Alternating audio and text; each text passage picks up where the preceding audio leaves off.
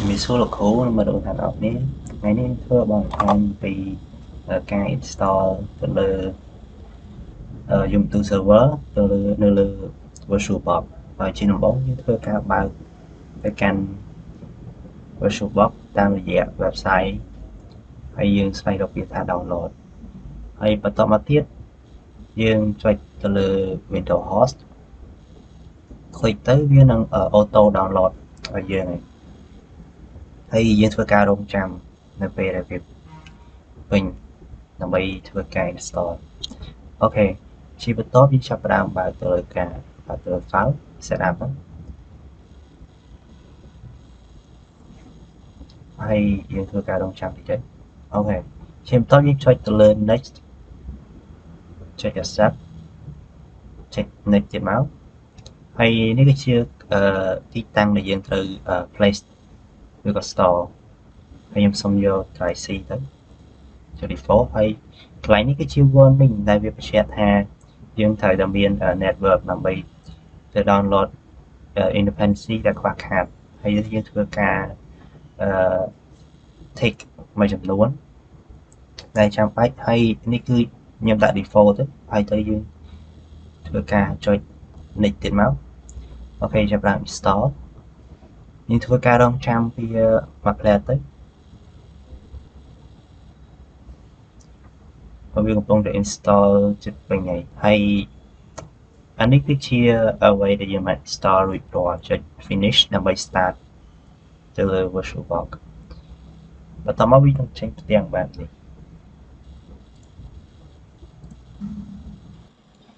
ចូលដល់ចំណុចបន្ទាប់ជាចំណុចដែលយើងធ្វើការ create នៅ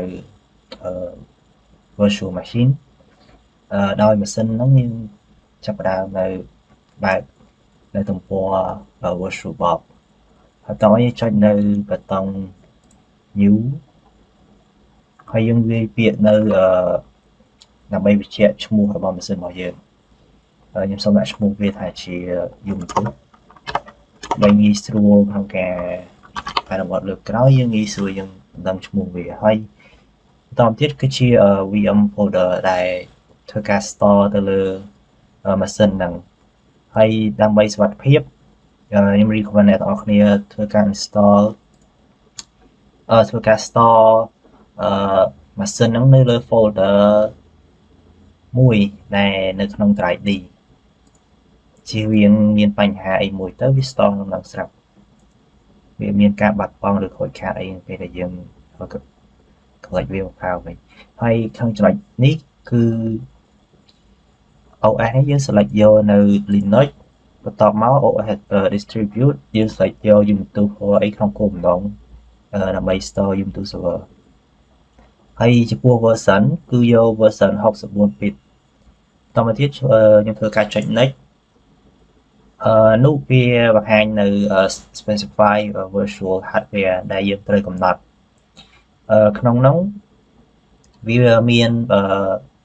show នៅ rank ដែលអានេះគឺជា rank ដែល available អានេះ warning អានេះគឺជា rank ដែលគ្រោះថ្នាក់វាថាពេលយើងរើសទៅដល់ rank ទាំងអស់ហ្នឹងវាធ្វើឲ្យម៉ាស៊ីនយើងវា run ហើយនឹងធ្វើការខ្លាំងដល់ពេលអញ្ចឹងវាងាយនឹងគាំងកន្លែងនេះខ្ញុំសូមធ្វើការរើសRAM ហើយខ្ញុំអូសនៅកំណត់វាក្នុងលក្ខខណ្ឌប៉ុណ្នេះចុះ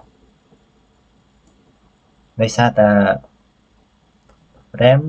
យើងអាចកំណត់បាននៅក្នុងរយៈប៉ុណ្ណឹងជៀសវាងក្នុងការចូលទៅដល់ warning ឬក៏ចំណុចក្រហមនេះតំបន់គ្រោះថ្នាក់ហើយបញ្ជាក់ RAM គឺយើងរើសបានកាន់តែធំកាន់តែល្អតែมันអាចក្រោម 1G បានទេហើយបន្ទាប់មកយើងធ្វើការកំណត់ទៅលើ CPU អានេះខ្ញុំធ្វើការអូមកដូចគ្នាក្នុងចំណុចនេះយើងដាក់វាត្រឹម5 core ឲ្យទៅបានបន្តមកទៀតគឺជាចំនួននៃ disk size បានន័យជាចំនួន drive ដែលយើងត្រូវ store ខ្ញុំសូមធ្វើការរើសត្រឹមតែខ្ញុំវាយបញ្ចូលមកទៅត្រឹមតែ 20 ទៅបានទេហើយបន្តទៀតខ្ញុំធ្វើការចុចទៅលើ next អូខេនេះវានឹង list down នៅគេហៅថាចំនួនដែលយើងកំណត់ទៅលើម៉ាស៊ីនហ្នឹងដូចជា RAM processor យើងបានកំណត់មិញហ្នឹងហើយនឹង hard disk ហើយទៅយើងធ្វើការ click ទៅលើ finish អូខេអានេះគឺជាម៉ាស៊ីនមួយដែលយើងទទួលបានតិចម៉ាស៊ីននេះគ្រាន់តែជា support ទេយើងអត់ទាន់import file image ចូលឡើយក្នុងចំណុចបន្ទាប់យើងធ្វើការ click ទៅលើ start រងចាំវាបន្តិចទៅអូខេបន្ទាប់ពីការរងចាំហ្នឹងម៉ាស៊ីនវាចាប់ផ្ដើមask for IS file បានន័យថា image file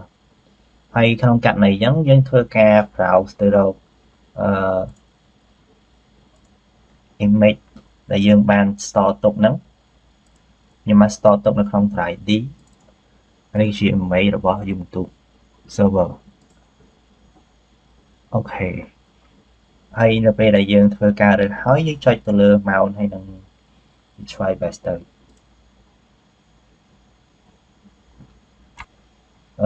ហើយដល់ចំណុចនេះវាធ្វើការ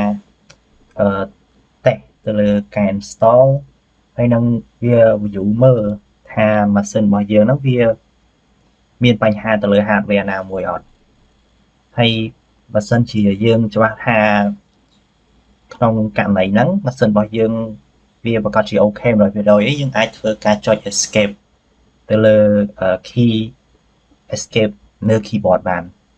ហើយបន្តមកទៀតវាចូលទៅដល់ចំណុចដែលយើងធ្វើការរើសនៅ language យើងអាចចុច arrow key ក្នុងគោលបំណងរើសនៅ language បន្តមកយើងចុច enter នេះយក English ហើយសម្រាប់ full screen បន្តមកទៀតនៅក្នុងចំណុចនេះចំណុចដែល install ហើយនឹង update available ក្នុងករណីនេះដោយសារតែ image ខ្ញុំវាជា image version ចាស់ពេលអញ្ចឹងវាទាមទារឲ្យ install upgrade ទៅលើ version latest version នេះអញ្ចឹងណាហើយបើសិនជាយើង choose to update and install and continue here វានឹងធ្វើការ upgrade ទៅមួយតង់ទៀត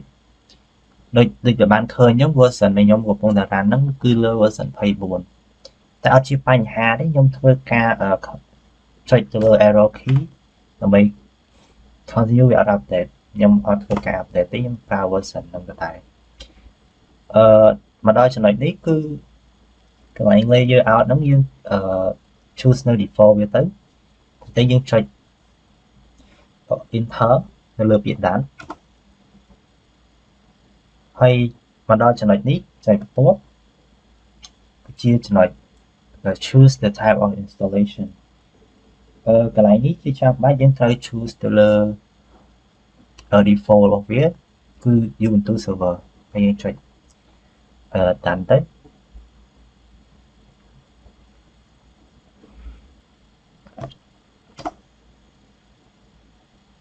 អូខេ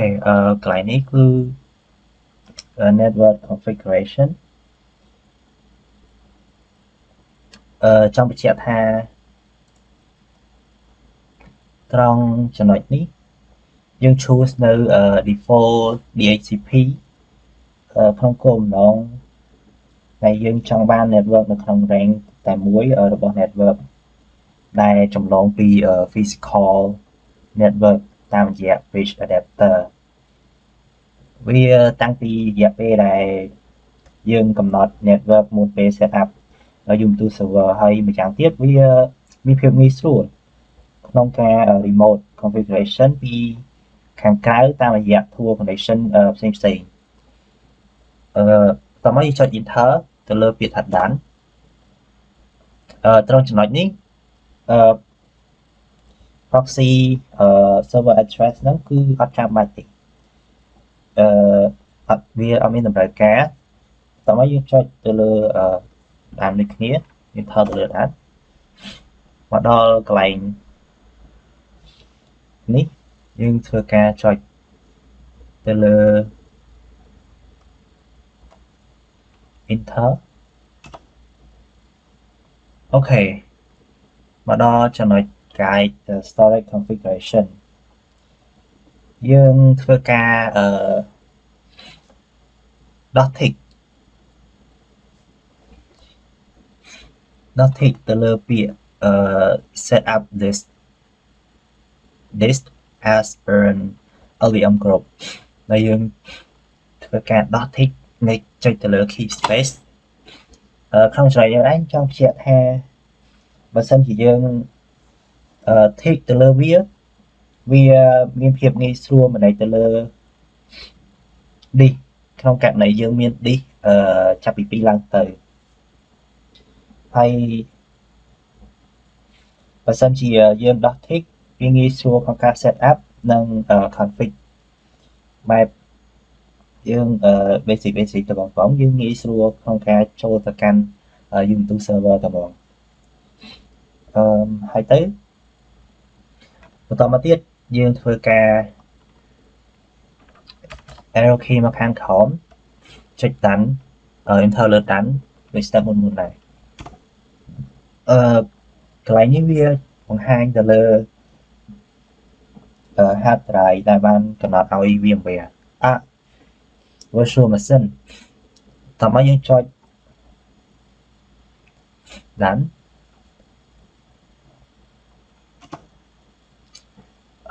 នេះយើង arrow key មកខាងក្រោមមកលើពាក្យថា continue ហើយចំណុចនេះខ្ញុំសូមវាបញ្ចូលនៅឈ្មោះរបស់ខ្ញុំ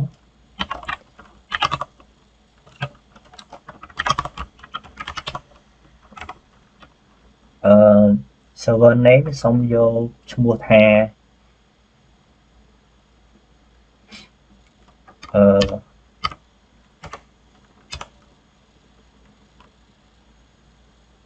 Ubuntu ចុះ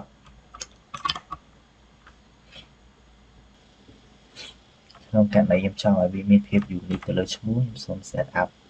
ដាក់ឈ្មោះថា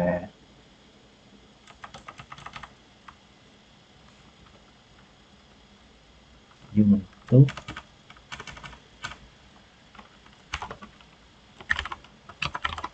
server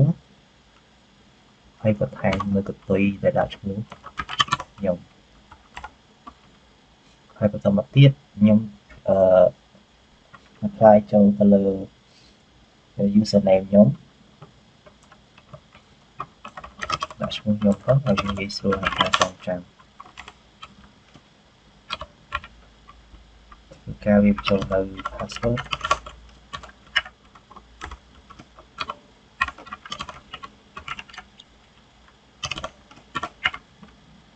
អូខេ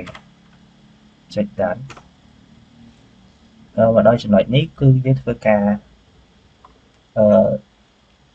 នេះយើងធ្វើការ tick ទៅលើ skip for now ដោយសារថាក្នុងការ upgrade ទៅចូលនៅក្នុង Ubuntu Pro ហ្នឹងគឺភាគច្រើនគេប្រើប្រាស់ទៅលើសម្រាប់ public cloud និង enterprise production ប៉ុន្តែសម្រាប់ពួកយើងសិក្សាធម្មតាយើងធ្វើការចុច continue ទៅហើយនឹង complete tick ទៅលើ skip for now អូខេហើយបន្តមកទៀតចូលទៅកាន់ចំណុច SSH configuration យើងធ្វើការ space ដើម្បី tick យកការ install open SSH server ក្នុងករណីដែរចង់បញ្ជាក់ថាយើង tick ទៅលើហ្នឹងវាងាយស្រួល connect Ubuntu server ចេញពីកុំព្យូទ័រផ្សេងបានយ៉ាងងាយស្រួលហើយដូចចំណុចមិញដែរយើងចុច arrow key មកខាងក្រោមវាពីថាដាត់អូខេចំណុចនេះដែរយើងចុចដាំទៀតមក យើងចាំតិចនៅកន្លែងinstalling system នឹងយើងចាំរហូតដល់ installation ហ្នឹងវា finish អូខេនៅពេលដែល installation ហ្នឹងវា complete វានឹងបង្ហាញវាថា installation នៅខាងលើនេះហើយយើងធ្វើការ arrow key មកយកវាថា reboot now នោះនៅក្នុងគោលបំណងដើម្បី restart Ubuntu server របស់យើង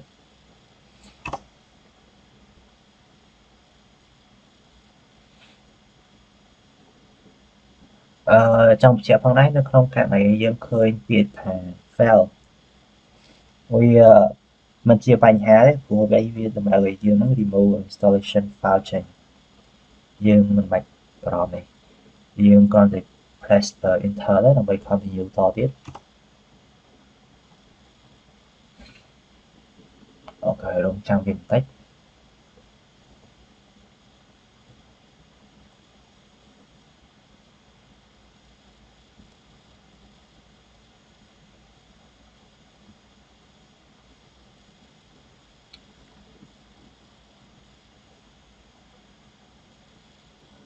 អូខេ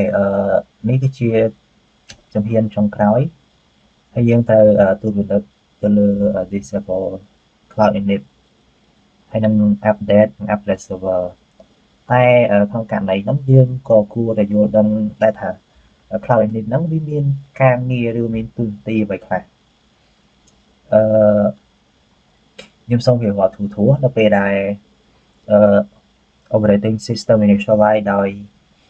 automation cloud init ហ្នឹងវាមានទូនាទីដូចជា add user និង group តទៅទៀតវាមាន write out request file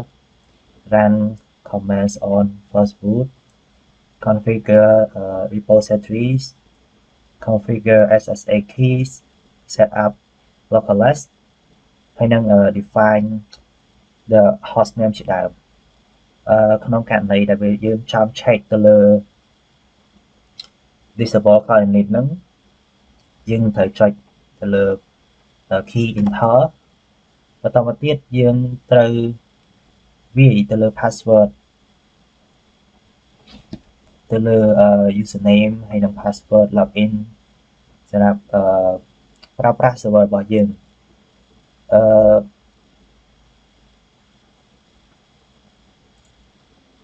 ខ្ញុំធ្វើការវាយលើ password ដែលខ្ញុំបានដាក់ទៅលើ server របស់ខ្ញុំមកទៅសូមធ្វើការវាយទៅលើ username ដែលខ្ញុំបានពេញមិញហ្នឹង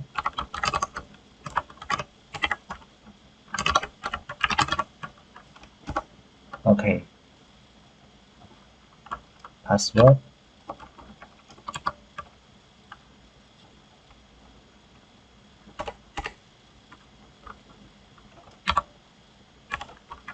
ក្នុងកន្លែងនេះប្រហែលជាវាហាយនៅ digit password ដែលយើងបានដាក់ហើយនេះយើងបានចូលទៅកាន់ Ubuntu server ហ្នឹងយើង success ហើយចំណុចបន្ទាប់ជំហាននេះយើងត្រូវប្រើប្រាស់នៅ command ដូចជា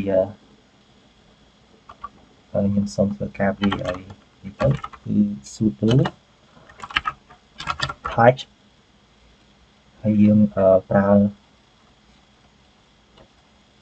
sudo touch /etc /cloud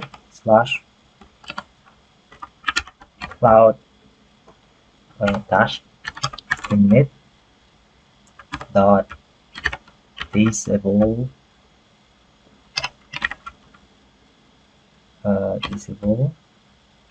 ហើយធ្វើការចុចទៅលើ enter ហើយបញ្ចូលទៅលើ password របស់ខ្ញុំហ្នឹង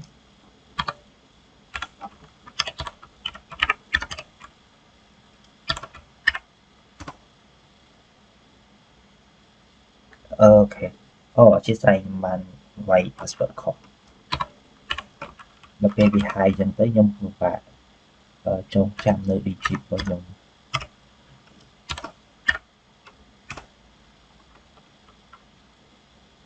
ok chạm tích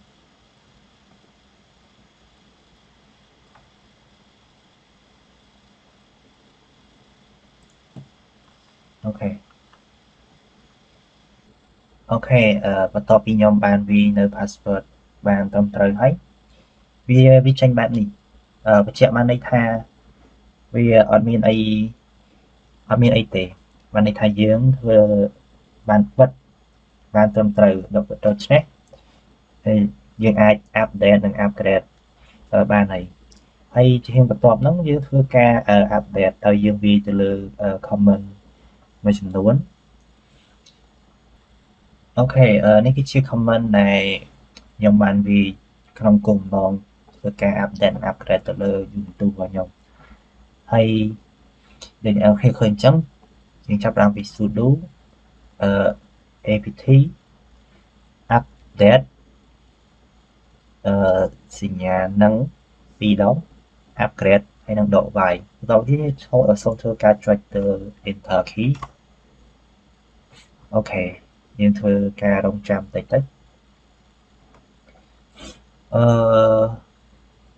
អូខេmistake នេះវាអាចលោតចេញបានដោយសារតែវាសួរថា are you root បានន័យថាយើងមាន permission ជា administrator ដើម្បី run នៅ command នឹងអត់ដូច្នេះហើយក្នុងការដែលយើងត្រូវrun អាហ្នឹងឲ្យវាជាអាចរលូនទៅបានយើងអាច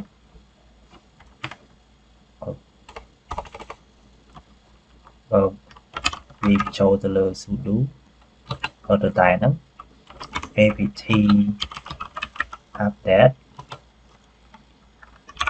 និងងាកយើងបន្ថែមទៅលើពាក្យថា sudo upgrade មួយទៀតដោយសារតែមិញហ្នឹងវាយើងមាន permission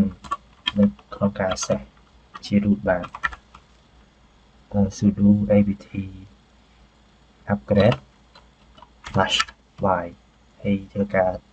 tab enter អូខេនេះវាចាប់តាមដំណើរការហើយយើងរងចាំតិចហើយ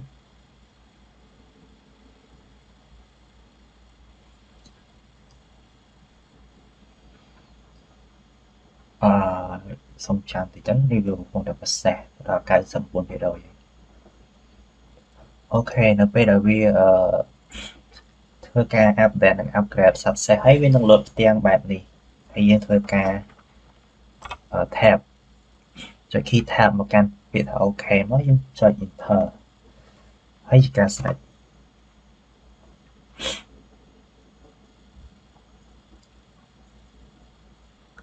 ហើយបន្ទាប់ពីចុច OK មកវានឹងលោតនៅ comment មួយចំនួនបែបនេះ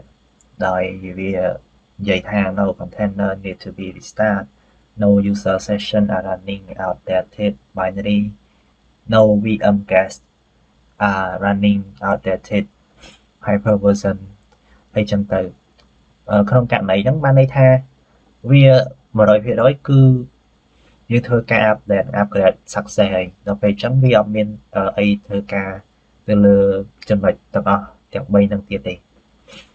ហើយអត់មានអីត្រូវអារម្មណ៍ទេបន្តមកទៀតយើងធ្វើការ restart នឹងចូលទៅប្រើប្រាស់ top data ទៅហើយជាចុងក្រោយនៃវីដេអូខ្ញុំមានtip មួយចំនួនដែល share ទៅលើការប្រើប្រាស់ VirtualBox ដែលយើងប្រើ host បូកជាមួយនឹងប៊ូតុង key F ដោយ host ហ្នឹងនិយាយសាមញ្ញទៅយើងប្រើ host key ហ្នឹងនៅលើ keyboard យើងដោយចុច in control ខាងស្ដាំផ្នែកខាងស្ដាំនៃ keyboard របស់យើងហ្នឹងគឺបញ្ជាក់នៃ host key ហើយយើងចុច host បូកជាមួយ key F ហ្នឹងដើម្បីចូលទៅកាន់ full screen mode ហើយបន្ទាប់មកនៅពេលដែលយើងចង់ចាក់ចេញពី scale mode យើងចុច host បូកជាមួយនឹង key អក្សរ C ហើយនៅពេលដែលយើងចង់ត្រឡប់មក normal size វិញចាក់ចេញពី full screen mode ហ្នឹងយើងចុច host បូកអក្សរ F ដែរហ្នឹងមកហើយ នៅក្នុងករណីដែលយើងចង់ត្រឡប់មកធ្វើការជា full screen mode វិញយើងចុច hot spoke អក្សរ C វិញមកជាចុងក្រោយមានតែប៉ុណ្្នឹងហើយសូមអរគុណនៅក្នុងការតាមដាននិងទស្សនាវីដេអូនេះខ្ញុំធ្វើការបត់បង្ហាញអំពីការ install Ubuntu server អរគុណជាសួរលោកគ្រូនិងមិត្តរួមការអរគ្នាថ្ងៃនេះយើងធ្វើបទបង្ហាញអំពីការ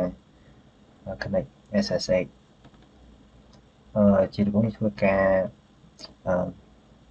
ចង់បញ្ជាក់ថានៅម្ដងពេលដែលយើងធ្វើអីមួយយើងត្រូវការ snapshot ដើម្បីជៀសវាងក្នុងការបើសិនជា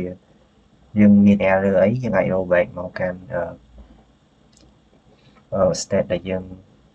stable ហ្នឹងបានអញ្ចឹងខ្ញុំសូមធ្វើការ start សិនមកលោកចាំតិច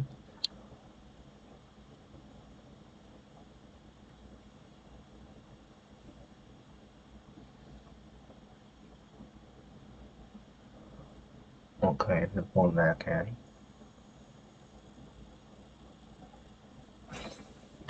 សូមធ្វើការ log in ជាមួយនឹង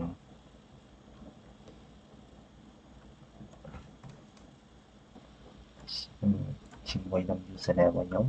ហើយខ្ញុំធ្វើការវាយ password ចូល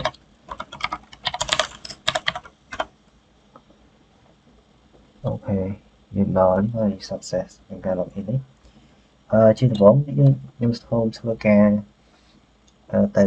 update ទៅលើវាដែលយើងវាពាក្យថា sudo pvd update ដោយ sudo នោះគឺបញ្ជាក់ពីដូចជាយើង run as administrator អញ្ចឹងហើយយើងធ្វើការ update ជាមុននោះចង់បញ្ជាក់ថានៅពេលដែលខ្ញុំ connect ឬក៏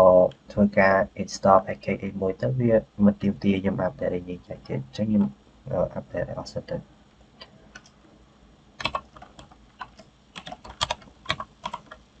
ហើយទាមទារខ្ញុំវាចូលនៅ password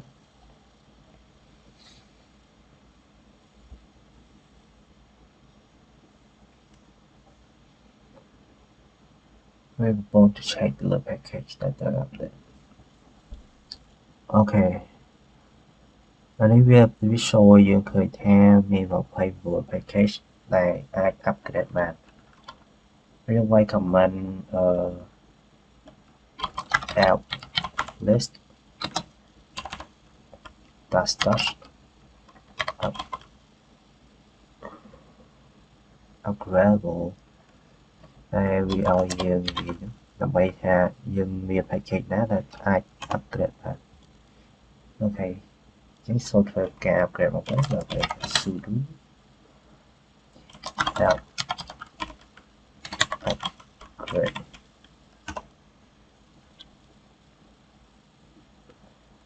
អូខេឥឡូវយើងចុច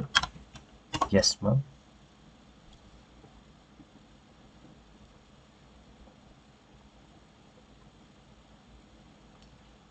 ការ upgrade នេះផងដែរគឺលឿនហើយនឹងយូរគឺអាស្រ័យលើ internet របស់អ្នកនរគ្នានេះទេបើសិនជាយើងមាន internet លឿនអូខេវានឹង upgrade លឿន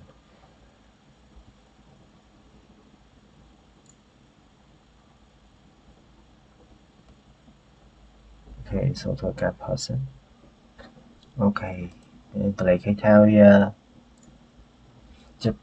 upgrade ពេញហើយ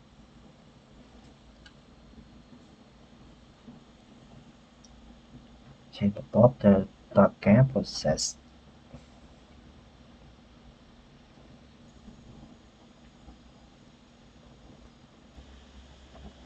អូខេការផ្សេងគឺ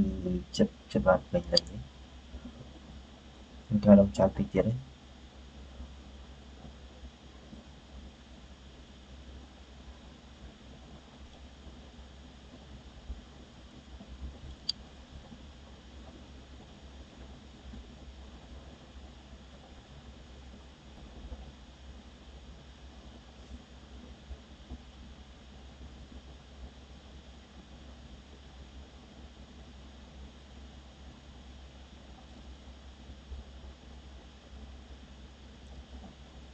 Ôi, không bao giờ đó tầm.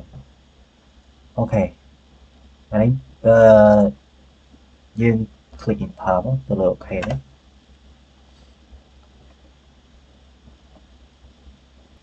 Ok, taoចំណុចនេះគឺវា show ប្រាប់យើងថានៅកន្លែងណាដែលយើងគួរ update គឺថា which services should be restart ហើយតែយើងថាអូខេមកទេអូខេបន្ទាប់មកយើងធ្វើការនិយាយពាក្យថា sudo app update ទៀតក្នុងគោលបំណងចង់ទៅមើលថានៅសល់ package ណាខ្លះដែលយើងនៅខ្វះខាតហើយត្រូវការ update នេះគឺ visual មកឲ្យថា all packages are up to date អញ្ចឹងយើងត្រូវការចាំបាច់ទៅ update អីទៀតទេហើយឆ្លៀតពេលនឹងដែរនៅក្នុងsetting របស់យើងដែលយើងត្រូវកំណត់ network ក្នុងគោលបំណងដែលយើងចង់ឲ្យម៉ាស៊ីនខាងក្រៅហ្នឹងខាងក្នុង virtual box ហ្នឹងវាស្គាល់ជាមួយនឹងinternet ខាងក្រៅដូច្នេះយើងប្រើ bridge adapter ហើយ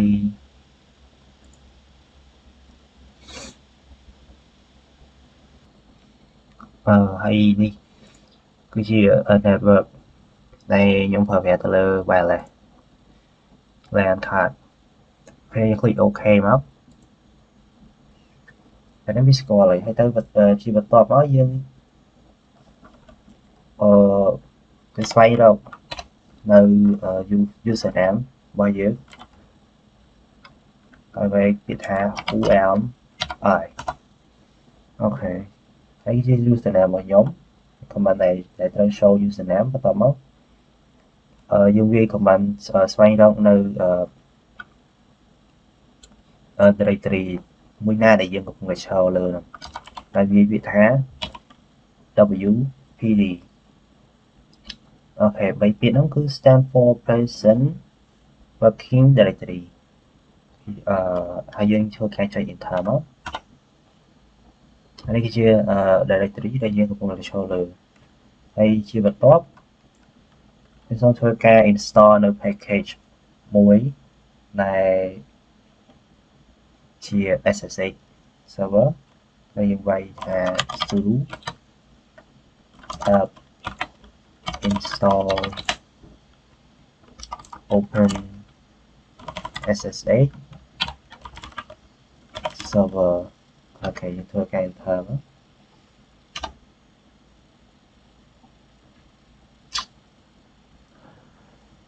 អូខេអានេះគឺយើងធ្វើការ install ហើយបន្តមកទៀតយើងចង់ដឹងថាតើSSH ហ្នឹងវា run ឬក៏អត់អញ្ចឹងយើងត្រូវវាយ command មួយដើម្បី show នៅ status របស់វាដោយយើងវាយ sudo system control status SSH អូខេនោះយើងឃើញពណ៌បៃតងវា active ហើយនឹងវា run លេងហើយបន្តមកទៀតយើងចូលទៅកាន់command មួយទៀតដោយ command បើកនៅអនុញ្ញាត firewall ហើយយើងវាយពាក្យថា sudo ufw allow SSH អូខេហើយយើង command ដែលចង់ show នៅ IP address ដែលយើងស្រួលធ្វើការ connect ជាមួយនឹង PowerShell របស់ Windows ផ្ទាល់ហើយយើងវាយ IPA មកអូខេ IP address របស់ខ្ញុំគឺ 168.100.100.116 អញ្ចឹងកុំឲ្យខាតពេលយើងចូលមកកាន់ power cell và dương mất người Windows đó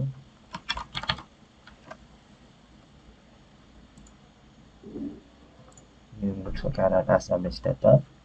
hay dương pin cho can IP này show mình đó cứ rồi cái phí rồi rồi không với thôi rồi rồi rồi đặt mùi ok dương thôi cái pin score lấy hay bắt đầu mất tiền về đại dương trong connect hay trong paragraph từ là power cell một cái dương cross vì comment ha SSH listen chia sẻ lại những dương sẻ em bao giờ mấy cứ bây giờ man vai hay show rồi mới cứ say về số hay tới đã chỉ mới đăng IP address bao giờ mình mất hay chia sẻ nhưng chờ lọ nhưng thử thơ ca chúng mình được bằng ok quay về nhé SSH Internet dương mình say về số add IP address tại rồi cái phí cho rồi không phải cho rồi thôi đây yes ok tìm kiếm password bao giờ dùng là password bằng một chỗ đó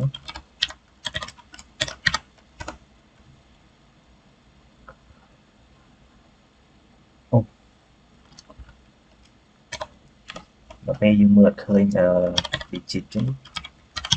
IP tab qua từ log password ok lấy dương access cho từ can app SSA từ là terminal và dương ban rồi bắt đầu đi mất ok power off the machine as well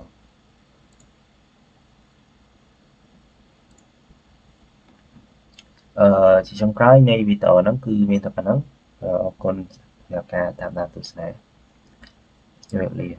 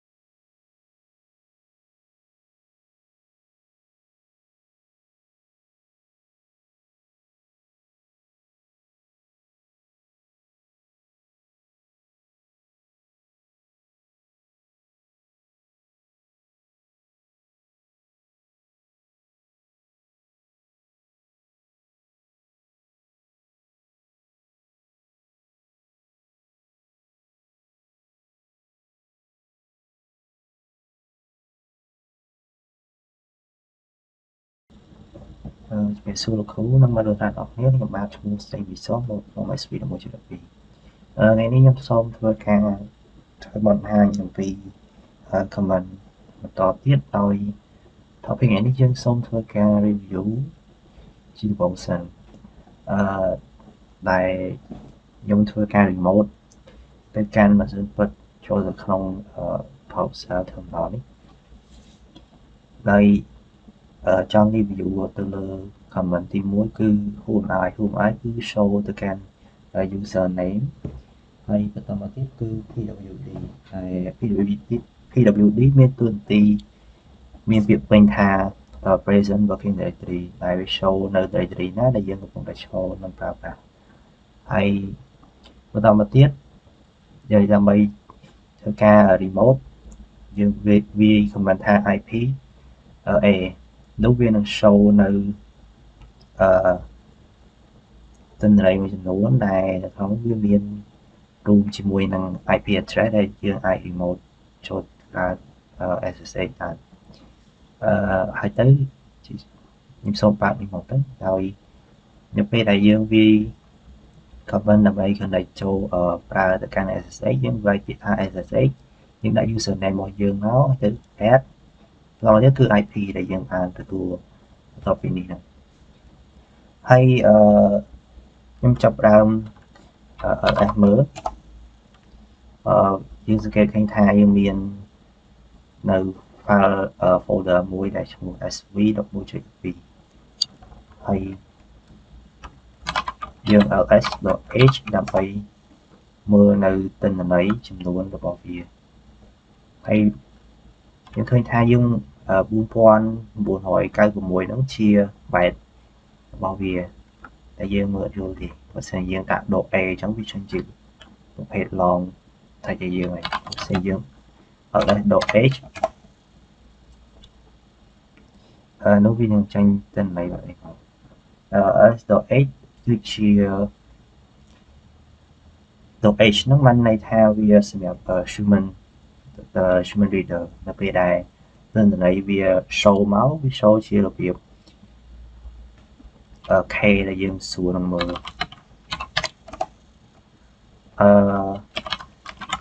បន្តមកទៀតខ្ញុំសូមធ្វើការបង្កើតចូលទៅកាន់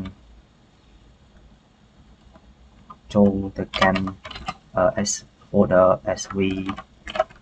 1.12 ហ្នឹងហើយខ្ញុំសូមធ្វើការបង្កើតនៅ file មួយដែលមានឈ្មោះថា sv 11.12 file ហើយនេះគឺជា text file ដែលយើងប្រើដើម្បីបង្កើតនៅ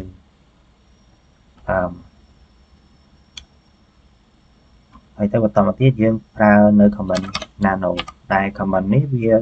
មានតួនាទីធ្វើការកែប្រែឬក៏ទៅ write នៅ content នៅក្នុង file ដែលយើងចង់នេះហើយយើងវាទៅ file នៃរបស់យើងមកបន្តមកទៀតខ្ញុំសូមវាចូលទិន្នន័យមួយចំនួនដែលយើង demo សារវាពាក្យថា hello world ហ្នឹងទៅហើយយើងបើនេះយើងចង់ exit នេះយើងក្រោមចុចនៅ control x មកហើយយកពាក្យថា y yes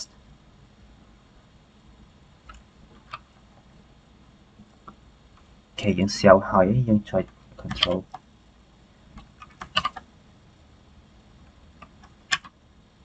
អញ្ចឹង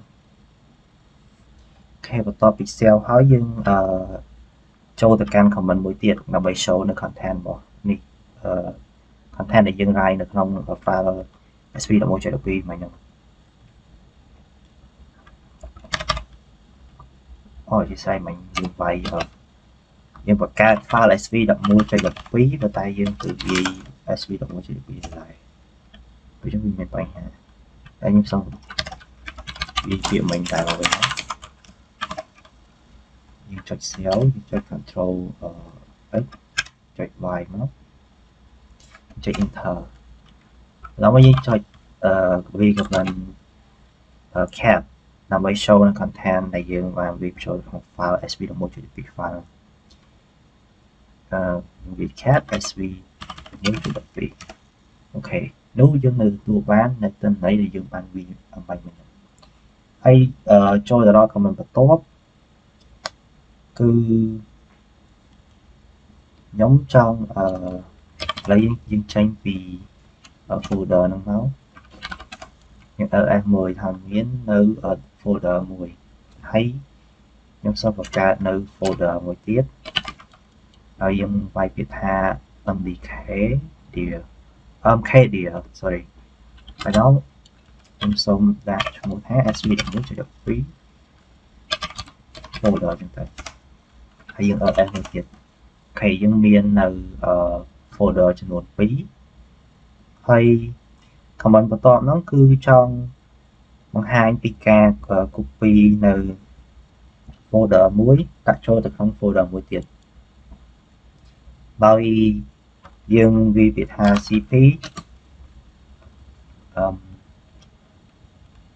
sv11.12 ហើយនេះគឺជា folder ដែលខ្ញុំចង់copy ហើយបន្តមកទៀតជាទីតាំង folder ដែលខ្ញុំចង់ដាក់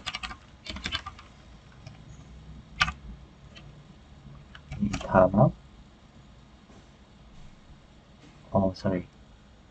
ជាស្អីក្នុងករណីនេះយើងធ្វើការ cd ចូលទៅវិញចូលទៅក្នុងទីតាំងដែលយើងកំពុងតែចូលនៅហ្នឹងហើយបន្តមកទៀតយើងធ្វើការវានៅក្នុងហ្នឹងហើយវិញខ្ញុំរកឃើញបញ្ហាអធិស្ឋានក្នុងការខ្វះខាតដោយសារតែក្នុងករណីហ្នឹងវាយើង copy បានតែ file ទេបើសិនយើង use cp only ហើយបើសិនជាយើងចង់ copy នៅ the whole directory ឬក៏ folder យើងត្រូវប្រើ .o តែ .o ហ្នឹងវាតំណាងឲ្យ recursive so នៅពេលដែលយើងប្រើ recursive វានឹង recurse យកអ្វីទាំងអស់នៅក្នុង folder ហ្នឹងជាសន្ទាប់មកទាំងអស់មកទៅវានឹង copy ចូល directory ចុងក្រោយដែលយើងបានវាយហ្នឹងគឺ sv11.2 folder slash អញ្ចឹងយើងចូលទៅកាន់ទៅក្នុង sv11.12 folder ហ្នឹងមើលដើម្បីចង់ដឹងថានៅក្នុងហ្នឹងវាមាន directory ដែលយើងបានcopy ចូលអត់ហើយវា show មកហើយយើងចូលទៅក្នុងនឹងទៀតចូលទៅក្នុង sv directory folder sv11.12 នឹងទៀតហើយយើង ls មើលអូខេក្នុងនោះវាមាន file 2ហើយខ្ញុំបានបង្កើតហ្នឹងវាមាន sv11.12 និង sv11.12 file ហើយ command បន្ទាប់ហ្នឹងគឺ command ដើម្បី change ឈ្មោះរបស់ file យើងខ្ញុំសូមវាយ command mv sv11.12 ខ្ញុំសូមដូរទៅលើ file sv11.12 ហ្នឹងទៅកាន់ឈ្មោះវាដែលឈ្មោះថ្មីហ្នឹងគឺ sv 11.12 ដែរមកតែគ្រាន់យើងដាក់បន្ទុយ s ចឹងទៅ KLS មើលខ្ញុំនឹងថាវាបានដូរអូខេនេះជាអ្វីយើងទទួលបានគឺវាបានដូរមែនតើដូរមែនcommand បន្ទាប់គឺ command remove command delete នៅ file ដោយយើងវាយពាក្យថា om sv 1.12s ខ្ញុំចង់ remove file ចេញអូខេវាទៅបាត់ហើយប៉ុន្តែ command om ហ្នឹងវាអត់បាន show នៅ message ថាវាបាន delete ឬក៏អត់ទេនៅពេលដែលយើងវាយហើយគឺវាចេញធម្មតាវាចេញ blank ធម្មតាអញ្ចឹងយើងអត់ដឹងថាយើងបាន delete ឬក៏អត់ទេក្នុងករណីហ្នឹងដើម្បីប្រកាសថាយើងបាន delete ឬក៏អត់យើងវា comment om តែគ្រាន់ថែមទៅលើ /v ហើយយើង វា file ដែលយើងចង់ delete ហ្នឹងមកអូខេនោះវានឹង show ថាវាបាននឹង remove SV11.2 file ហ្នឹងមែនហើយយើង ls មកគឺអត់មានទេបន្តមកទៀតខ្ញុំសូមខ្ញុំចង់ show នៅ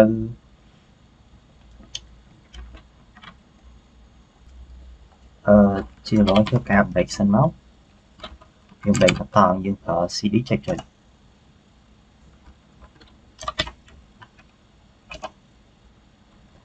អូខេខ្ញុំចូលទៅកាន់ខ្ញុំមានពីរ folder ហ្នឹងដោយ command បន្ទាប់គឺជា command ដែលទៅលុបនៅ directory ដែលយើងវាពាក្យថា rm dia ដែលបញ្ជាក់ពីការ remove នៅ directory ហើយ command នេះដែរគឺ delete បានតែ directory ណាដែលយើងច្រឡំដៃបង្កើតវាអត់មានទិន្នន័យវា remove បានតែ directory ដែលអត់មានទិន្នន័យទេយើងចុចច្រឡំហ្នឹងដែលគឺ directory នេះគឺវាមានទិន្នន័យគឺវាមាន content នៅក្នុងនោះអញ្ចឹងទៅយើងចូលទៅកាន់យើង delete នៅ folder ហ្នឹងវិញទៅខ្ញុំដឹងថាវាមានsorry វានៅតែមានទិន្នន័យអញ្ចឹងដឹងថាមិនវាមានអញ្ចឹងយើងចូលទៅកាន់ directory ណាមួយទៅ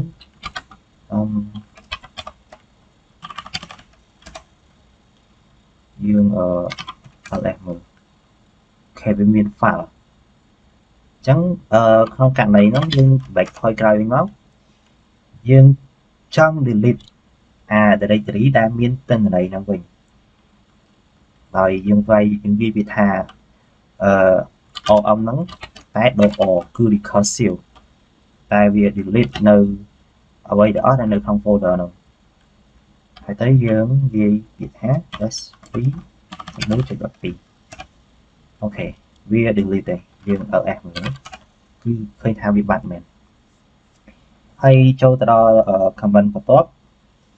គឺ command ដែលខ្ញុំចង់បន្ថែមហ្នឹងគឺជា command show នៅ disk ដែលយើងបានប្រើដោយ df.h h ហ្នឹងគឺជា human reader ដែលវាបង្ហាញនៅទិន្នន័យយើងអាចសួរ read ហើយនេះជាទំហំទិន្នន័យដែលយើងបានប្រើប្រាស់ដូចបានឃើញអញ្ចឹងហើយបន្តមកទៀតគឺចង់ show នៅទិន្នន័យរបស់ memory របស់ RAM គឺយើងប្រើ free.h មកនេះគឺវា show នៅ memory ដែលយើងមានហើយយើងបានប្រើប្រាស់គឺ 8G ហើយយើងបានប្រើប្រាស់អស់212 មេអញ្ចឹងទៅបន្តមកទៀតគឺជា command show នៅ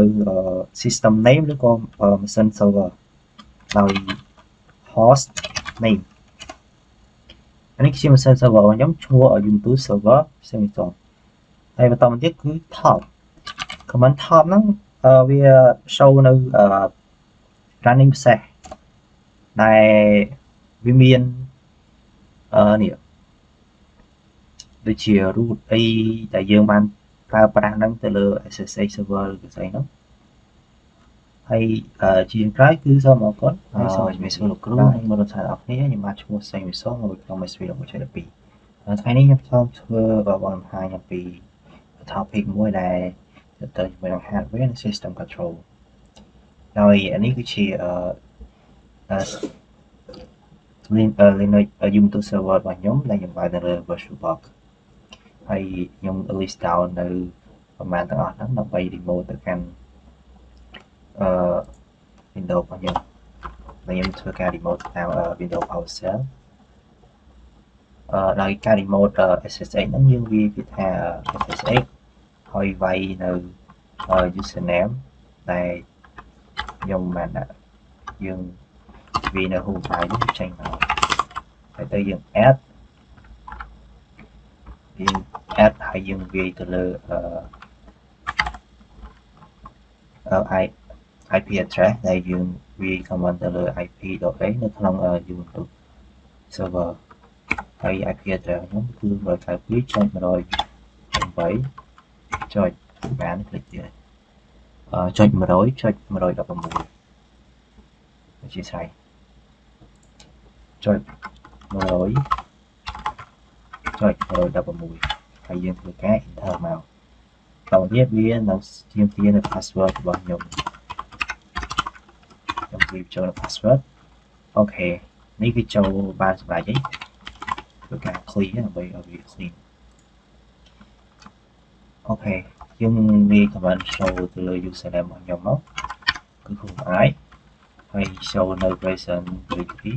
working directory គឺ home ហើយមួយទៀតគឺ show ទៅលើ hostname ដែលចង់បង្ហាញទៅលើម៉ាស៊ីន server ឈ្មោះម៉ាស៊ីន server គឺយើងទៅ server នេះគឺអ្វីខ្ញុំចង់អាសាញហើយតកតងទៅលើ topic នេះដែរយើងដល់សំខាន់ទៅលើនៅពេលដែលយើងចង់ឆែកទៅលើ process របស់ application ណាមួយថាវាដំណើរការ VC RAM VC VC memory អស់ប្រមាណគឺនៅក្នុង Windows យើងចូលឆែកទៅលើ task management ដោយ shortcut key វាគឺ control shift escape ទាំងទៅតែនៅក្នុង Linux វិញគឺយើងប្រើផ្សេងដែលយើងឆែកផ្សេងហើយចាំខ្ញុំប្រាប់ខាងក្រោយតែជាដំបូងខ្ញុំចង់បង្ហាញទៅលើ list របស់ CPU ដែល list CPU នោះគឺវា show នៅទិន្នន័យរបស់កុំព្យូទ័ររបស់យើងដោយនៅក្នុងនោះនេះគឺជា CPU របស់ខ្ញុំគឺខ្ញុំ assign វាមាន5 CPU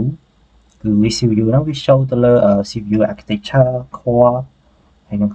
thread ហើយនឹង model name អីចឹងទៅដោយនេះជា model name របស់ខ្ញុំcommand បន្ទាប់គឺ command top នេះដែរគឺជា command ដែល show នៅ running process ហើយ yes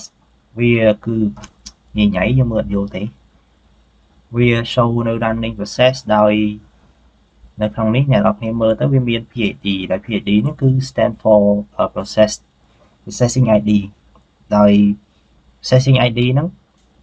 វា show ទៅលើ application ណាមួយនៅក្នុងនោះខ្ញុំបានបើកវានឹង run ហើយវាមាន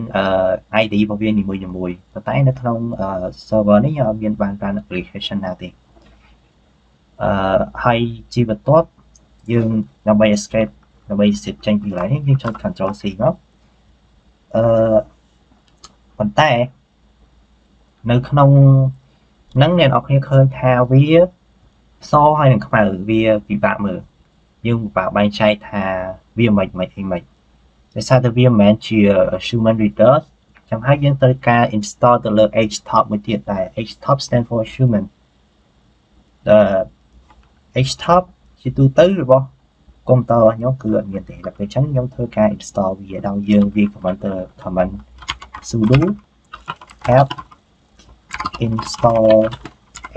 htop ហើយទៅក្នុងករណីដែលយើងអត់ចង់ confirm អីនាំតែយូរទេយើងចុច dash .y មកដើម្បីថាយើង already confirm ហើយ yes ហើយយើងចុច enter មកហើយវាទាមទារ password របស់ខ្ញុំវា password របស់ខ្ញុំចូលអូខេចាំតិចអូខេវា install ហើយយើងចាប់ផ្ដើមវាទៅលើ command htop ហ្នឹងមកអូខេនេះគឺជា application htop ដែលវា show នៅក្នុងហ្នឹងគឺវាមាន color វាមាន memory use អស់ប៉ុន្មានអីប៉ុន្មានដែលនៅក្នុងហ្នឹងគឺនៅពេលដែលនៅក្នុងករណីដែលយើងចង់ search ថាយើងបើក application ណាមួយយើងវា F3 មកហើយទៅវានឹងចាប់ផ្ដើមhighlight ទៅលើ row របស់ application ហ្នឹងដែលយើងកំពុងស្វែងរកហើយទៅយើងចង់ទៅបិទវាដោយយើងប្រើ comment មួយតែអាហ្នឹងសូមទុកនៅចុងក្រោយទេខ្ញុំនឹងប្រាប់បន្តហើយអានេះមានតែប៉ុណ្្នឹងដោយសារតែខ្ញុំអត់បានបើកកម្មវិធីទេ so តមកទៀតយើងចូលយើង clear សិនមកហើយវា clean បន្តមកទៀតយើងចូលទៅដល់ comment free ដោយ comment free ដែរគឺវាបង្ហាញទៅលើ memory usage បានន័យថា RAM ដែលយើងបានប្រើប្រាស់ហ្នឹងថាវា free មកវាប្រើអស់មកអីចឹងទៅហើយដូចគ្នាវាមើលយល់ទេដោយសារតែវាមិនមែនជា human reader so វា show តែអាទិន្នន័យរីជាទិន្នន័យបែប so ហើយយើងវា free ហ្នឹងហើយយើងប្រើ dash h ដើម្បី show នៅ gigabyte ឬក៏ megabyte អីចឹងទៅដើម្បីឲ្យយើងងាយស្រួលមើលប៉ុណ្ណឹងហើយបន្តមកទៀតវាមានthis usage this usage ដោយ df this free ហើយដូចគ្នាវាពិបាកមើលយើងវាដូចតែគ្នាវា show នៅទិន្នន័យដែលនេះគឺ size របស់ខ្ញុំមានហើយខ្ញុំប្រើអស់ប៉ុណ្នេះហើយ available ប៉ុណ្នេះហើយវា show មកគឺវា show អត់អស់ទេមិន show អត់អស់ទេវាក្នុងករណីខ្លះuser គាត់មាន disk 2តែយើងវាយគ្រាន់តែវាយប៉ុណ្ណឹងគឺវា show អត់អស់ទេហើយដល់ពេលអញ្ចឹងយើងត្រូវប្រើ command មួយទៀតដោយ command list block វា show នៅ hidden disk តែវាអត់បាន show ហ្នឹងតែខ្ញុំក្នុងករណីហ្នឹងខ្ញុំមានតែមួយទេពេលអញ្ចឹងវាអត់ show នៅទិន្នន័យហ្នឹងទេហើយចង់ add on បន្ថែមទៀតនៅពេលដែលយើងវាយទៅលើទិន្នន័យls block ហ្នឹងវាបើសិនយើងមាន disk 2វាមានដូចជានៅក្នុងroot directory ហ្នឹងវាមានslash ធម្មតាដែល stand for try c ហើយ slash recovery គឺ stand for error slash boot ដើម្បី boot ហើយទៅ disk មួយទៀតវា show ទៅកាន់គៀប swp ដែល stand for swap swap នេះដែរគឺយើងប្រើប្រាស់នៅក្នុងករណីយើងចង់ទាញចេញពី disk ដើម្បីប្រើប្រាស់ទៅក្នុង RAM ដើម្បីជំនួយទៅកាន់ RAM ចឹងទៅហើយ comment ជាចុងក្រោយហ្នឹងដែលខ្ញុំចង់ដែលខ្ញុំថាទុកបង្ហាញនៅចុងក្រោយហ្នឹងគឺ comment kill ដល់ពេលដែលយើងប្រើ htop ហើយយើងឃើញថាអូខេកម្មវិធីហ្នឹងបើសិនជាវាជា interface យើងបិទហើយអត់កើតវាគាំងចឹងទៅយើងចង់ end task វាយើងចង់បិទវាដោយនៅក្នុង Windows គឺ end task ប៉ុន្តែនៅក្នុង Linux គឺយើង kill យកមកហើយយើងចុច kill /9 ហើយទៅនេះជាឧទាហរណ៍យើងវាយទៅលើ ID របស់ processing ហ្នឹងហើយ stand for PID ហ្នឹងហើយយើងចុច enter ទៅវានឹងចុចបិទ tab ឧទាហរណ៍បិទ tab ណាមួយគឺបិទយកទៅផងហើយលឿនណាស់លឿនណាស់ហើយនេះជាវីដេអូយើងឈានទៅដល់ទីបញ្ចប់ហើយក៏សូមអរគុណទៅដល់ការតាមដានទស្សនាបាយបាយសួរលោកគ្រូនិងមនុស្សទាំងអស់គ្នាថ្ងៃនេះខ្ញុំមកធ្វើបង្ហាញពីការវា comment ទៅលើការ compress file ដោយការ compress នេះវាបែងចែកជា3ប្រភេទដោយទី1គឺថាជាប្រភេទ file .tar ហើយទី2ហ្នឹងគឺជាការ compress មួយដែរដែលហៅថាថាដែរតែមានទៅ.gc ដោយវាមានទំហំតូចជាងថាហើយបន្ទាប់មកគឺzip គឺដូចតែអ្នកនរគ្នាបានដឹងនៅក្នុង Windows អញ្ចឹងគឺយើងមាន zip មានអីដូចគ្នានឹងមានចំណែក file ដែរហើយជាដំបូងខ្ញុំសូមបង្កើតហើយនឹងមួយទៀតគឺតើតើនឹងវាការ tree គឺ tree គឺវាជា command មួយដែលវា list ជាប្រភេទ tree structure ធ្វើឲ្យ developer គាត់ស្រួលមើលនិងស្វែងរក file ថាវានៅក្នុង directory មួយណាហើយជាដំបូងខ្ញុំសូមបង្កើតfolder ដែលជា multi folder មួយនៅក្នុង folder មួយដែលយើងវាយថា KD ដើម្បីបង្កើតនៅ folder ច្រើនក្នុងពេលជាមួយបានយើងប្រើ -p ដល់ទៀតយើងវាយ001 ទៅដល់0010ដែលដូចអ្នកខ្ញុំបានឃើញក្នុង note អញ្ចឹង003 004 យ៉ា005 006 007 008 009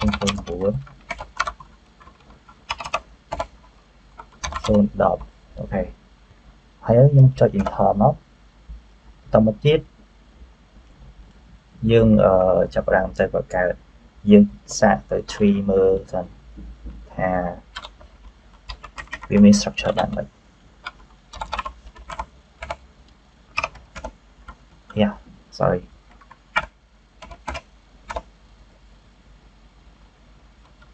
អូខេដោយសារតែខ្ញុំអត់ទាន់បាន install វាពេលអញ្ចឹងខ្ញុំសូមធ្វើការ install សិនដោយសារតែនេះជា application មួយយើងត្រូវ install ចូលពេលអញ្ចឹងយើងត្រូវ install ដែលយើងវាយ sudo ដើម្បីអនុញ្ញាតឲ្យវា run ជា admin administrator sudo app install tree អូខេយើងចុច enter មកខ្ញុំវាចូលនៅ password របស់ខ្ញុំ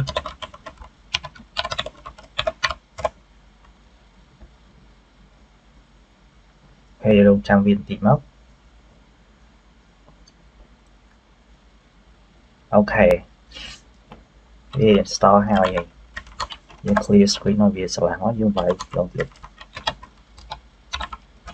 អូខេនេះគឺជាអ្វីដែលយើងទទួលបានគឺវាមាន flow មានអីគឺដូចដែលអ្នកខ្ញុំបានឃើញគឺស្អាតមែនទេកុំឲ្យរបៀបយើងអត់ទុកដាក់ folder យើងទៅតាម order វាគឺពិបាកធ្វើការជាមួយ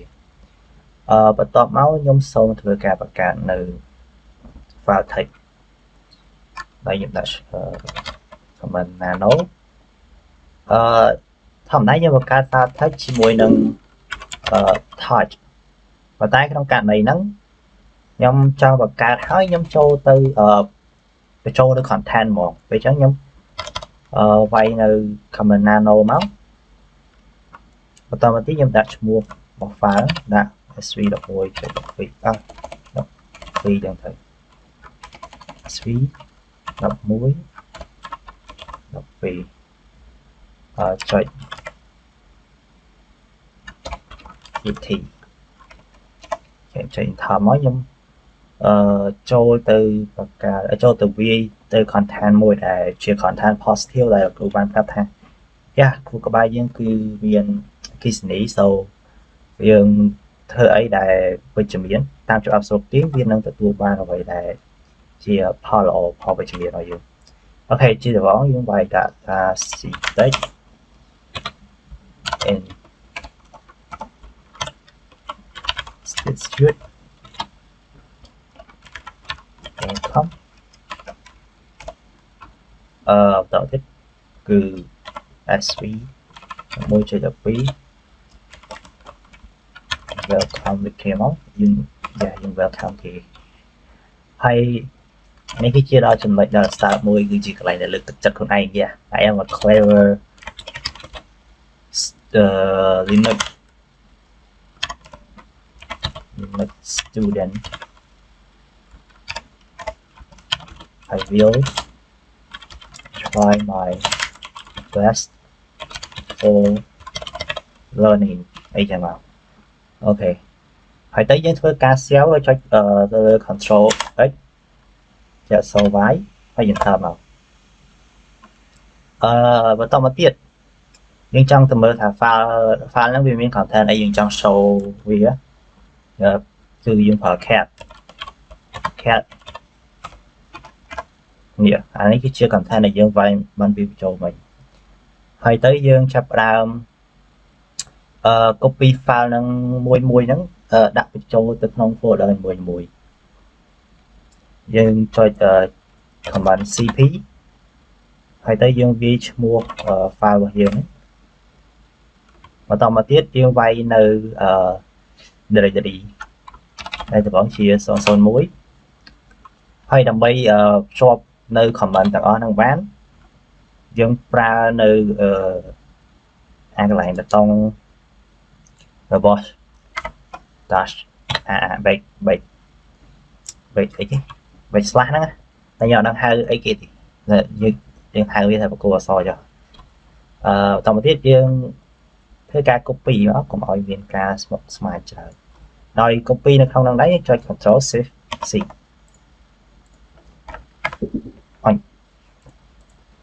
ហើយយើងមកផាសមក Ctrl Shift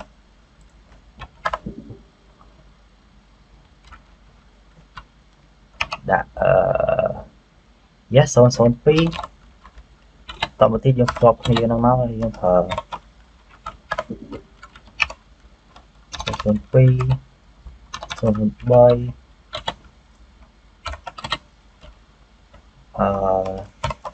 ទៀតមក002 003 004 okay okay that's like it already my bad let's go back to this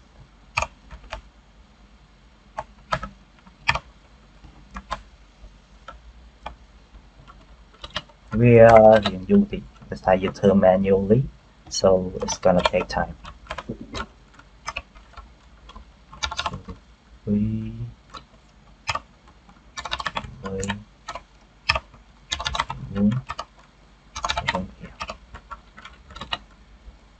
copy vào cục sốt smile kìa yeah sorry dương để nó hai ok Ctrl Shift V dương tới đôi kia này cứ Ctrl Shift Vទៀតមក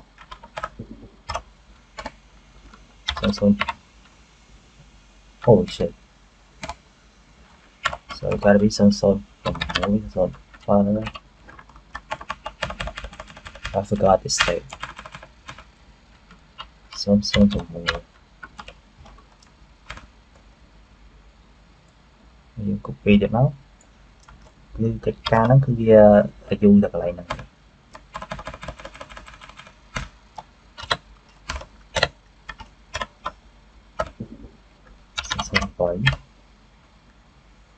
ហើយយើង copy វាទៀតមក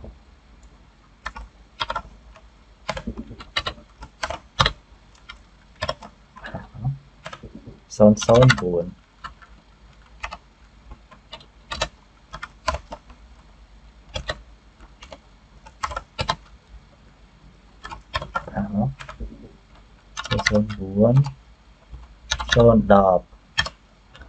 okay finally គឺយើងមកដល់នៅចំណុចចុងក្រោយដែលយើងចង់បានហើយចឹងថាបន្ទាប់ពីចុច enter មកវាមាន error ទេហើយ okay nothing so let's check out យើងដាក់ tree ហើយយើងយកចូលទៅវាយចូលទៅក្នុង folder មួយចូលឃើញថា structure វាមិនokay នេះគឺជា structure របស់ tree ដែលវារៀបចំឲ្យយើងជា branch មួយមកគឺដូចពីតម្រិចចឹងគឺស្អាតមែនតើ so យើងអាចបាច់ញ៉ៃអីញ៉ៃទៅស្វែងរកមួយអីក៏ជឿក្បាលស្មុកទេបន្តមកទៀតយើងដល់ចំណុចនៃការ compress របស់វា compress ដោយយើងប្រើជាដំបូងខ្ញុំសូមប្រើវិធីទី1ដែលយើង compress បែបថាយើង compress ថា -c vf sv đọc យើងឲ្យឈ្មោះរបស់ file របស់យើង let's say ថាខ្ញុំឲ្យឈ្មោះ vsv.1.12.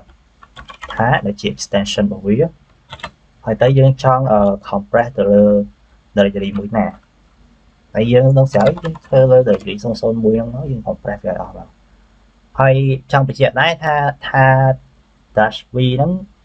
-vf ហ្នឹងគឺវាបញ្ជាក់ថា C គឺជា create ហើយ V គឺជា verbal ហើយចំណែក F គឺ stand for force ហើយយើងចុច enter មក យើង ls មើលចង់ដឹងថាវាមានអត់អូខេនេះជាអ្វីយើងទទួលបានគឺsv11.12.tha អូខេខ្ញុំសូម remove សិនខ្ញុំសូម remove ទៅកាន់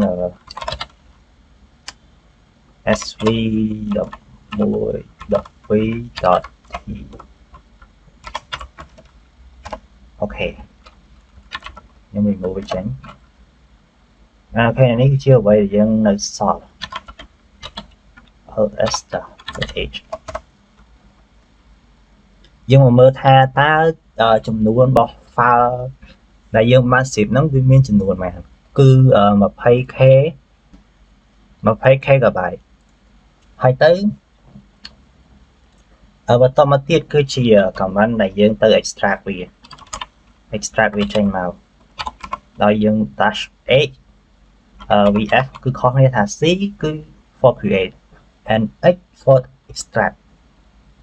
ហើយទៅយើង extract ទៅលើ file មិញហ្នឹងគឺ sv 11.12.tha ហ្នឹងហើយទៅយើង extract វាចេញមកចង់ដឹងថាវាយើងចាប់ដើមls ដាក់ l8 វិញអូខេអានេះជា file ដែលយើង extract វាចេញមកមិញហ្នឹងអីមែនទេថាអត់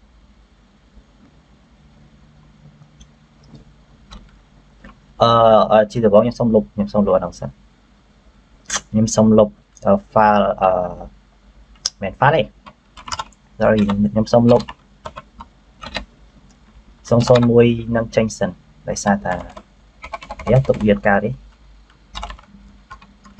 ដើម្បីលុបពួកអាហ្នឹងមកដោយសារតែវាមានទិន្នន័យនៅក្នុងហ្នឹងគឺមួយដោយសារវា recursive តាមគ្នាអញ្ចឹងយើងត្រូវប្រើការលុបបែប recursive ដែរគឺវា recurse មកឲ្យអស់ក្នុងការលុបស្រួលលុបអូខេយើង ls យក l8 មើលទៀតយើងថាវាអស់ហើយ so យើង back ទៅ comment មិញ comment extract file របស់យើងមិញហ្នឹងចុច enter មកយើង ls +8 ទៅមើលវិញអូខេបន្ទាប់ពីលុបហើយយើងឃើញថាវាអត់មានទេឥឡូវវា extract មកវាបានមកវិញហើយចង់បញ្ជាក់ខ្លួនដែរថា file ហ្នឹងគឺវានៅធម្មតាវាអត់បាត់បង់ទៅណាទេហើយបន្តមកទៀតយើងចាប់ផ្ដើមទៅលុបវាវិញដោយយើងចូលទៅវិធីទី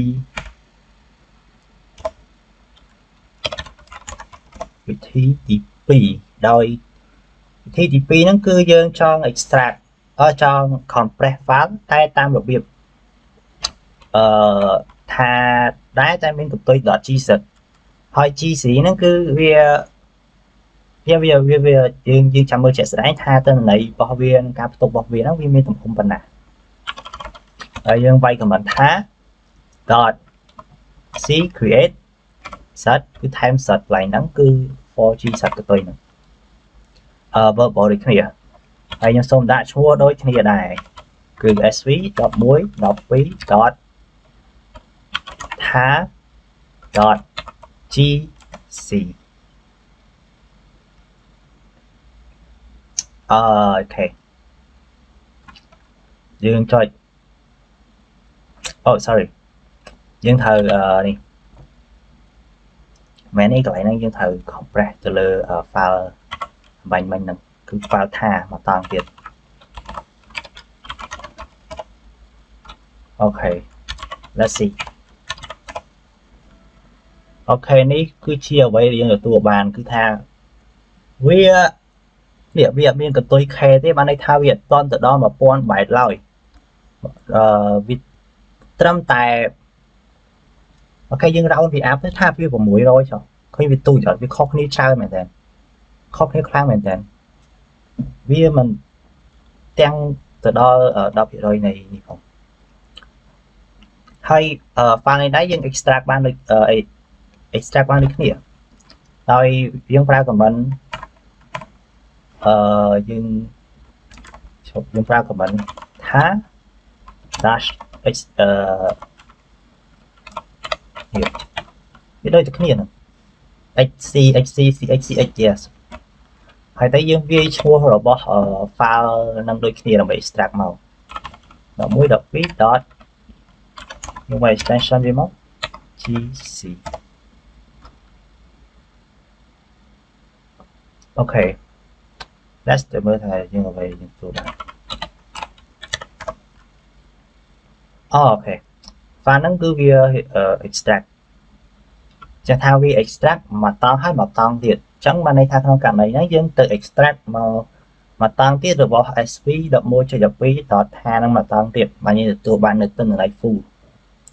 គឺក្នុងករណីហ្នឹងគឺ developer ក៏ចង់ compress ឲ្យ file ហ្នឹងវាកាន់តែទូចទៅតាមតែទូចទៅហើយរៀងការធ្វើហ្នឹងគឺវាមានដំណាក់កាលច្រើនតង់មកតង់គឺចូលទៅកាន់ថាមកតង់ទៀតចូលទៅកាន់ gset យើង extract មកក៏អញ្ចឹងដែរយើង extract ពី gset មកកាន់ថាយើង extract ពីថាមកកាន់ directory folder របស់យើងដែលអាចបើកទិន្នន័យបានវាដូចតែគ្នាហ្នឹងដូចខ្ញុំបានបង្ហាញអញ្ចឹងso យើងចាប់ផ្ដើមធ្វើការ compress មួយទៀតគឺការ zip ដោយការ zip នឹងដែរខ្ញុំអត់ទាន់បាន install ទេដូច stream អញ្ចឹងយើង y sudo app install zip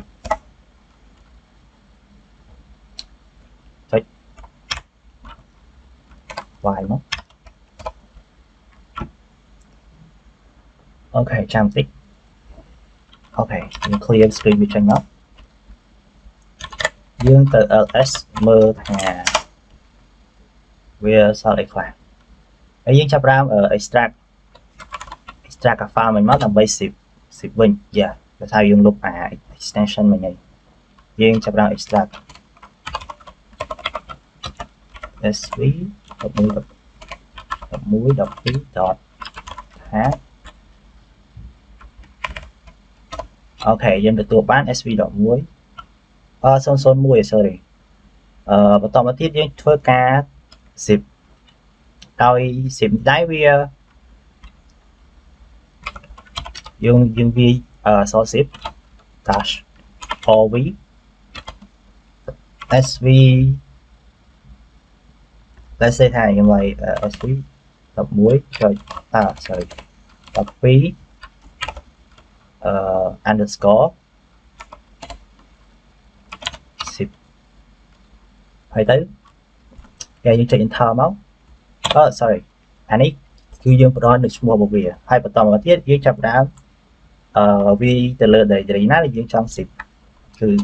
001ហើយចង់បញ្ជាក់ផងដែរថា dash rv ហ្នឹងគឺវា stand for recursive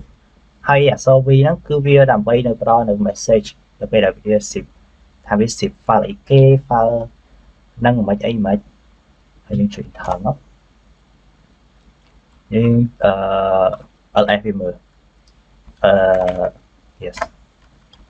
ហើយអានេះគឺជា file ដែលយើងទទួលបានដោយវាមានទម្រង់ដូចគ្នាអញ្ចឹងដើម្បីប្រើប្រាស់វាបានយើងត្រូវ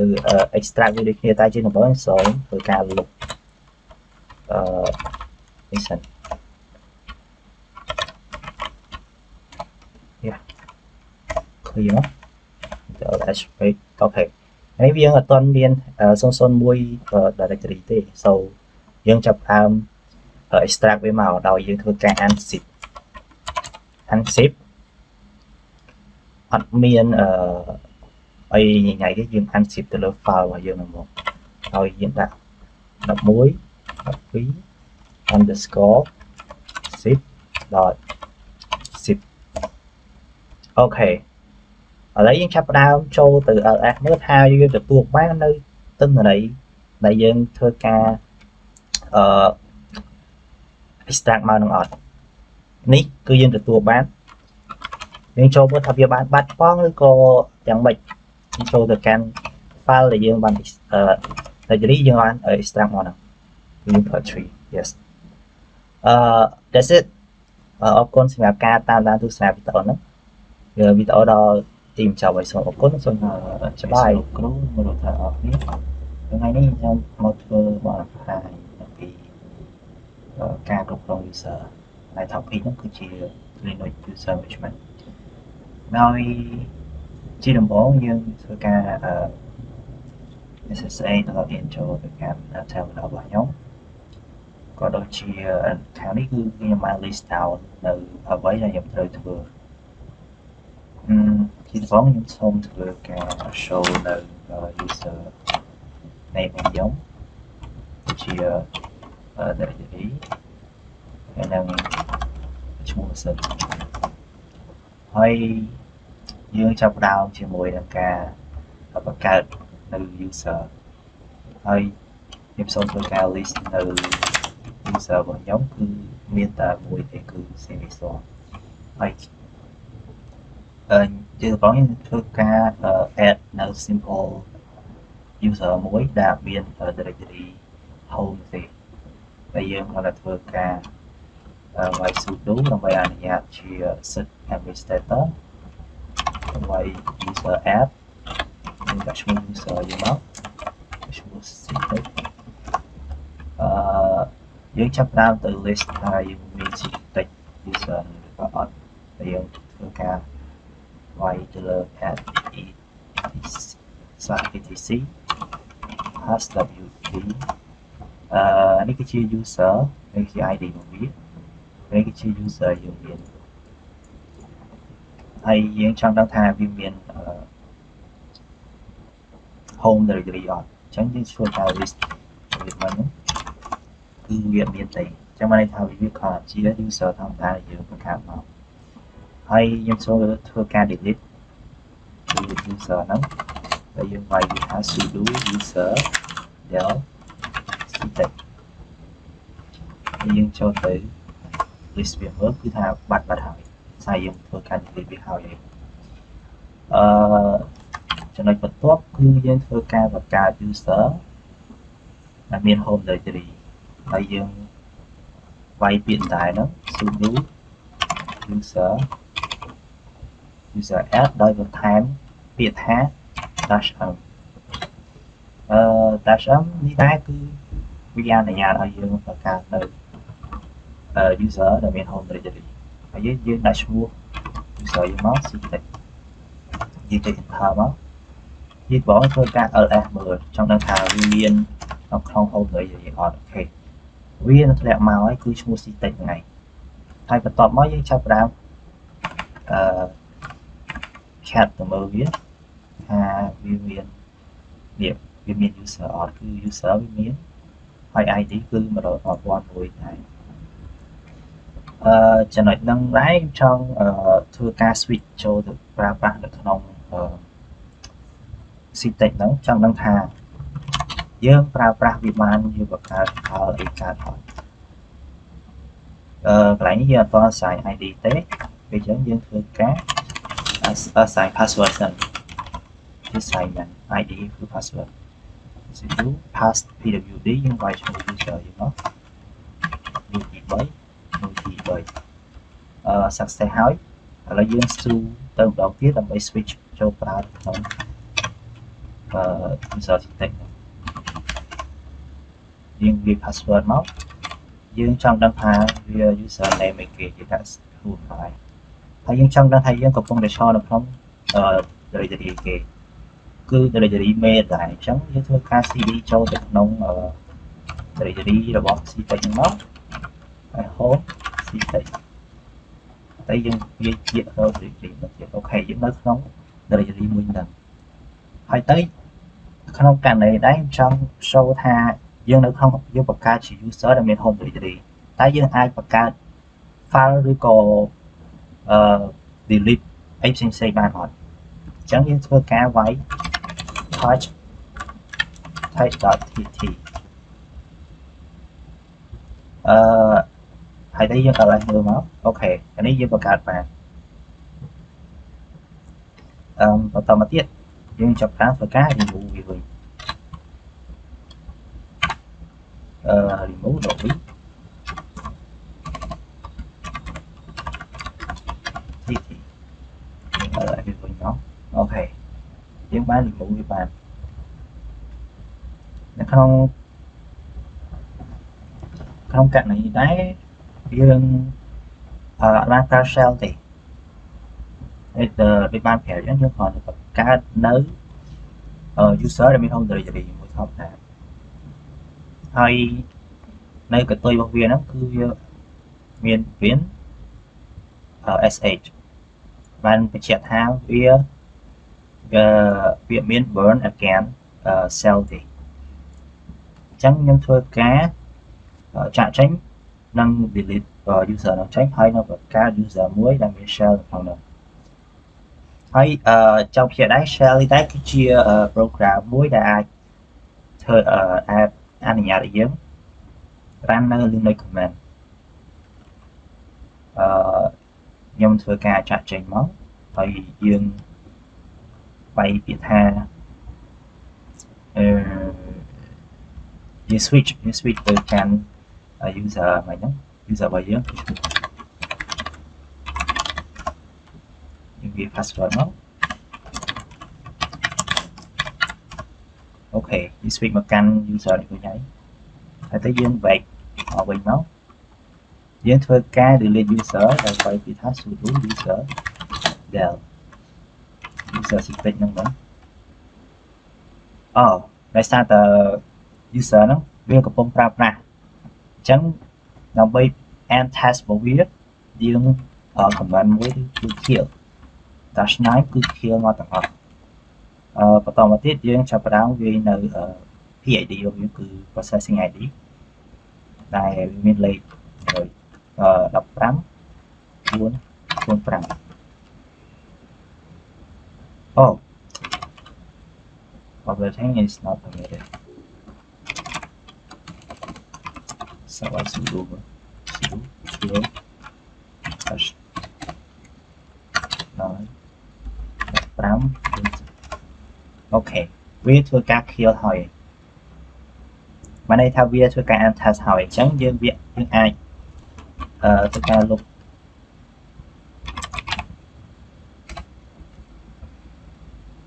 ok nếu vậy thì you kill your and test remote which are blocked out automatically. So bây giờ thưa ca connect cho pra hơn đấy nó không IP đại nó như vậy user nào như mất add rồi thay phí rồi học phải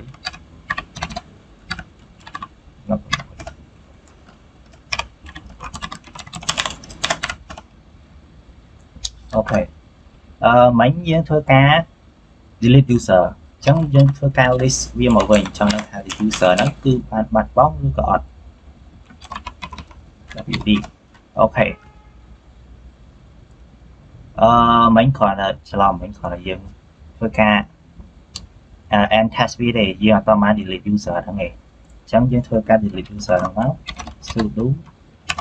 user del tịch tìm tía nơi password của administrator chấp làm cat từ người với nó ok đấy cứ bật đấy bật trong tầm một con tải bên nơi không mũi tiệt nhưng mà toàn lục ở hôm đời thì bọc nhiều chấm dương chấp làm ở đây hàng đời máu viên viên ở trong xịt tiệt chấm dương thưa cá delete nó không home đời thì mình biết tại dựng vào ra của nó sudo om dash o vf và tọt máu như vậy nơi home đời thì nó chúng ta sẽ tích ok với điểm mục hỏi nhưng lại điểm mới ok sẽ thay dân so tờ name service thì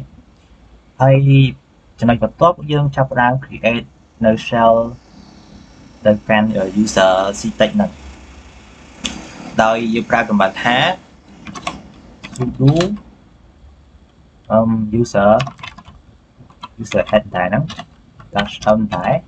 dash s hỏi vật thêm nơi dash bin nó cứ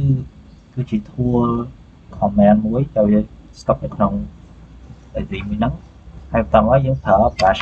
đôi bash nó cứ stand for burn again shell អានេះថាយើងបង្កើត shell យើងត្រូវតែមាន slash pass ហ្នឹង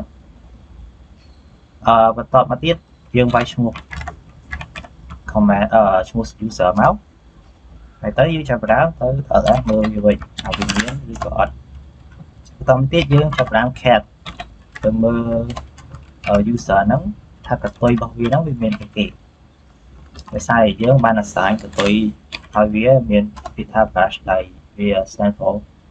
shell ហ្នឹងដោយបានបញ្ជាក់អញ្ចឹង shell គឺជា program មួយដែលអនុញ្ញាត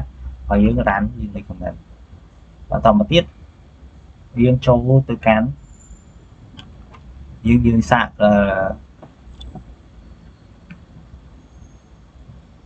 ដូចជាអត់ចាំបាច់ទេព្រោះតែយើងមិនយើង switch ចូលទៅប្រើប្រាស់ហើយ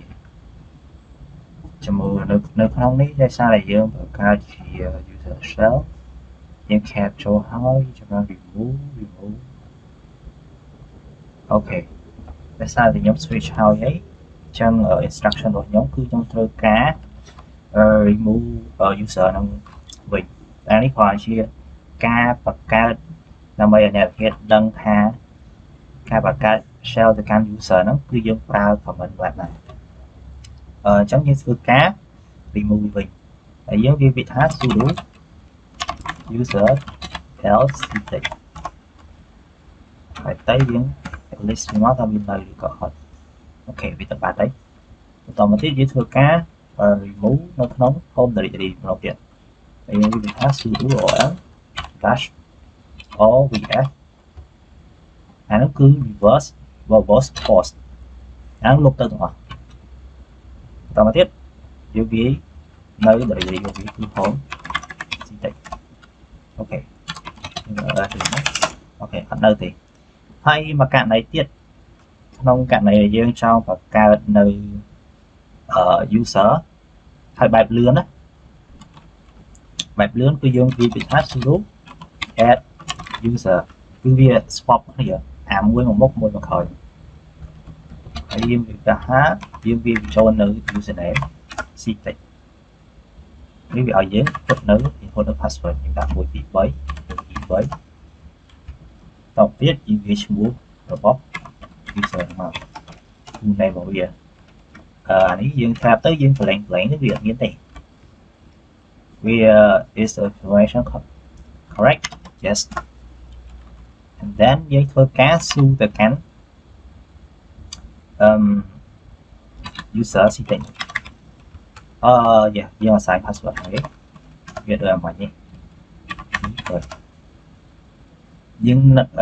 កំពុងតែជាអ្នកណា who am I គឺជា ctech ហើយទៅមួយទៀតគឺ fast way ដើម្បី exit តែយើងមិនបាច់ស៊ូទៅកាន់user service នឹងវិញទេយើងគ្រាន់តែប្រើពាក្យថា exit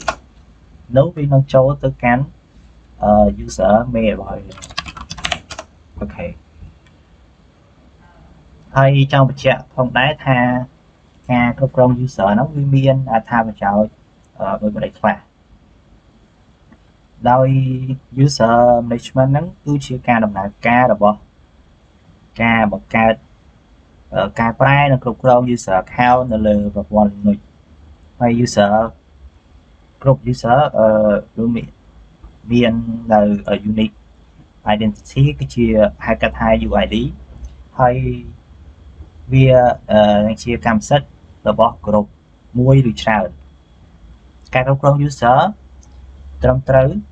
ធានានូវសុវត្ថិភាពនិងការគ្រប់គ្រង access ដែលមានរបៀបរៀបរយហើយទៅ Linux អាចប្រើបាន user ច្រើននាក់នៅក្នុងពេលតែមួយដែលធ្វើឲ្យ user management ហ្នឹងវាមានសារៈសំខាន់សម្រាប់ system administrator user នីមួយៗវាមាន home directory រៀងខ្លួនក៏ដូចជា shell preferences ហើយនិង permission set រៀងខ្លួនដែរចុងក្រោយខ្ញុំមានតែប៉ុណ្្នឹងសូមអរគុណដល់លោកគ្រូនិងអ្នកនរគ្នាបានតាមដានទស្សនាវីដេអូខ្លីៗនេះអរគុណជម្រាបលា